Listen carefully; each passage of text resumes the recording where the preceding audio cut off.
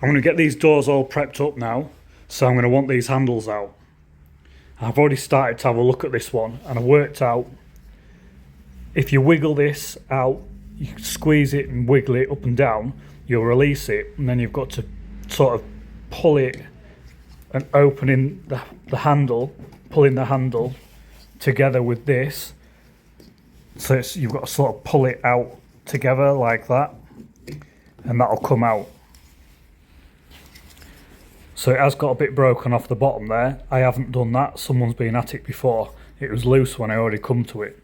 But anyway, once you've got that bit out the way, this is tight, but it will just slide. If you push it and give it a bit of a wiggle, it will just slide and click back. And it seems to release there. And it just comes out as simple as that. So I've seen videos where people are stripping the full doors down, taking the glass out and all sorts. I don't know why. And that's all you need to do. Simple as. So I'll put it back in.